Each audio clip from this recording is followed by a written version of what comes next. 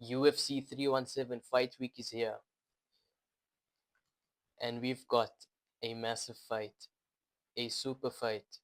Charles Oliveira versus Ilia Topuria.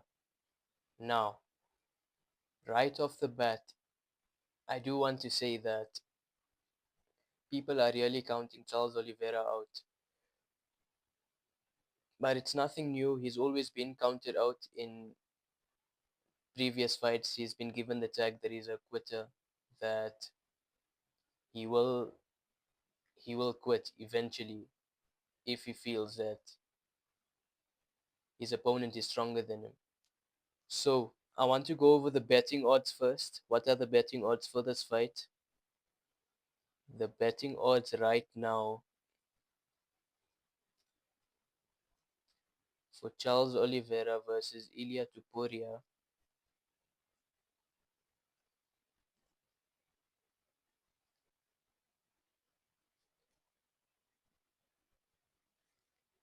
Charles Oliveira is a plus 355 underdog.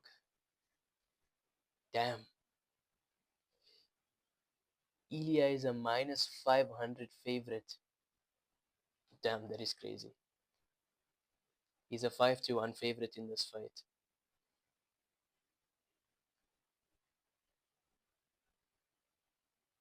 That's shocking. 2-1 is understandable, but 5-1, damn, that's crazy. What if Ilia doesn't knock out Charles Oliveira now, guys? I want you guys to think of this scenario as well. Yes, he's knocked out Volkanovski and Holloway. I totally agree, he has. But those two fighters, they have a similar style. They jab at range, they give you an odd leg kick, and then they'll throw a power cross maybe 3 to 4 times in a round. And that's it. They'll just jab you, keep you on the end of the jab, and leg kick you and win the fight. That's what those two fighters are. Alexander Volkanovski and Max Holloway, and that's what makes them great. I'm not downplaying them. That's what makes them great. The simplicity of the game plan, and everyone knows what they're going to do, and they still end up doing it. That's what makes them great. But Charles Oliveira is a different fighter compared to Alexander Volkanovski and Max Holloway. Charles Oliveira will walk forward. Make no mistake about that.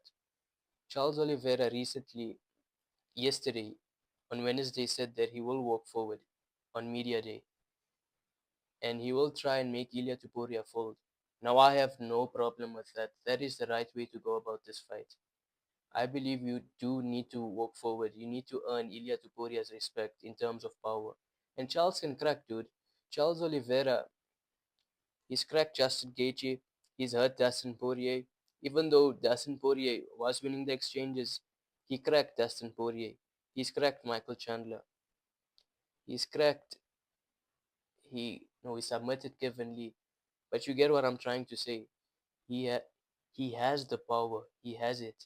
He possesses that power to knock anybody out at 155. I don't know why people are doubting him so much in this fight. Maybe it's the age factor, or maybe it's just the fact that he's chinny. He does get dropped. But will Ilya go to the ground with him? I think Ilya will make him stand back up. I don't think Ilya would want to go on the ground with him. He got taken down by Bryce Mitchell. I want to remind you guys, he got taken down by Bryce Mitchell at featherweight, but he pancaked and submitted Bryce Mitchell at the end of that fight. So Ilya's good everywhere, unfortunately for us Charles Oliveira fans. But there is hope. Charles Oliveira needs to believe in his power. He needs to go forward, make it a dogfight. A dogfight meaning that he needs to be the one going forward and Ilia Topuria has to be the guy going back. The shorter guy cannot be closing distance. If that starts happening, it's just a matter of time before Ilia Topuria finds your chin. Charles Oliveira he always has to push forward in this fight to get success. And he cannot implement wrestling without his striking in this fight. He cannot shoot for naked takedowns like he did against Michael Chandler.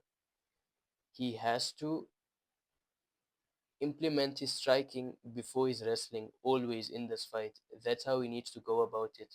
And that's how the takedowns will work for him instead of being stuffed, instead of him putting so much effort into a takedown, it gets stuffed and then he starts losing, what do I say? He starts losing the will to go for a takedown and he decides to strike. Going for the takedown is the right game plan as well, but it has to go hand in hand with the striking. I believe this fight ends the way Charles Oliveira ended Justin Gaethje. Charles Oliveira took Justin Gaethje's best shots. He got dropped twice in that fight. He got dropped twice. He stood back up. Justin Gaethje did not go to the ground with him. Decided not to ground and pound with him. Let him get back up. He decided to let Charles Oliveira up. Charles Oliveira goes on the front foot the whole fight, on the front foot, and he finally knocks Justin Gaethje down. And then he gets the finish, the rear naked choke. If Ilia goes to the ground with him, could he get a submission? I've been watching Ilia Tupuria's fights. I saw he tried to submit Yusuf Zalal 6 times in a three-rounder fight, and he did not get it. Obviously, his submission work must have gotten back better. This was about during COVID, 2019, 2020, so that's 5 years ago. But Ilia Tupuria can submit Charles Oliveira too, but now this is my pick. Charles Oliveira wins this fight.